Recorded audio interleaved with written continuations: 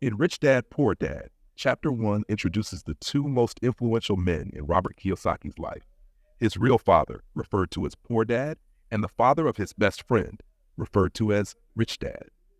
This chapter sets the stage for one of the core ideas of the book: the contrast between the mindset of the poor and the wealthy, especially in terms of how they think about money, education, and financial independence.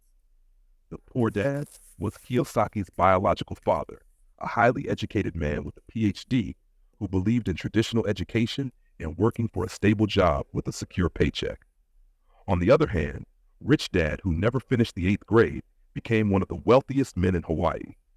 Despite his lack of formal education, Rich Dad had an acute understanding of how money works, and his financial success came from his ability to invest, take risks, and seize opportunities. Kiyosaki draws on his contrasting experiences with both of these father figures to explore two very different life philosophies. Poor Dad, though he had a good job and a steady income, always struggled with financial stability and passed down to Kiyosaki the belief that academic achievement and securing a safe, high-paying job were the keys to success. Poor Dad constantly emphasized that getting a good education would ensure a secure career path and a comfortable life. This is the traditional path many people follow: working for someone else, living paycheck to paycheck, and relying on job security to achieve financial comfort. Rich Dad, however, taught Kiyosaki that the road to financial independence was not through a steady paycheck, but through acquiring assets, investing in businesses, and understanding the ways in which money can be made to work for you.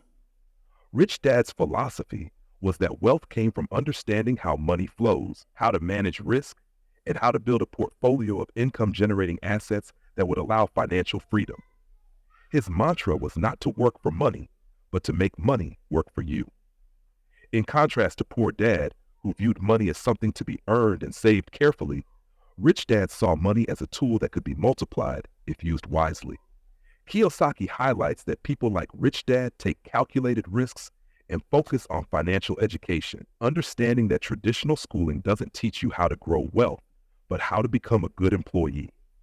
Throughout Chapter 1, Kiyosaki reflects on how these divergent mindsets influenced his life decisions and career. Poor Dad always advised Kiyosaki to find a secure job and work his way up the corporate ladder, believing that job stability and savings were the keys to success. But Kiyosaki found that this mindset left many people financially struggling, despite having good educations and professional careers. Rich Dad, on the other hand, believed in entrepreneurship, taking control of your own financial destiny, and building wealth through investments and business ownership. He taught Kiyosaki that financial independence was attainable through acquiring assets, minimizing liabilities, and continuously educating oneself about money. One of the key lessons that Rich Dad imparted to Kiyosaki was that people should work to learn, not for money. Rich Dad encouraged Kiyosaki to gain real-world experience, not just academic knowledge, and to focus on building skills in areas like sales, marketing, and investing. This approach stands in sharp contrast to the traditional path advocated by Poor Dad, who focused solely on formal education as the gateway to success. Kiyosaki explains that Rich Dad believed true wealth came from learning how to manage risk, invest wisely, and cultivate financial literacy. The wealthy, according to Rich Dad, think differently about opportunities. They see potential for growth and investment where others see risk or insecurity.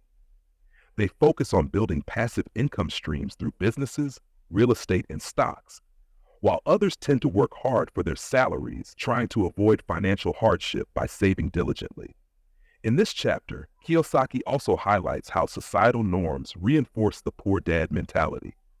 The idea of going to school, getting good grades, and securing a safe job is the narrative that many are raised with, but it often results in a cycle of financial dependence. People are trained to become employees, not to think like business owners or investors. Rich Dad challenged Kiyosaki to think differently, to question why so many educated, hardworking people struggle financially, while others, with less formal education but a better understanding of money, become incredibly wealthy. This chapter essentially challenges readers to rethink their approach to education and work. It pushes the idea that financial freedom comes from financial intelligence, something that traditional schooling doesn't provide. Kiyosaki's reflection on these two father figures sets up the central premise of Rich Dad, Poor Dad, that financial success isn't about how much money you make, but how you manage and invest it. The wealthy cultivate a mindset that enables them to take advantage of opportunities and grow their wealth, while the poor and middle class often remain stuck in a cycle of earning, saving, and spending without ever achieving true financial independence.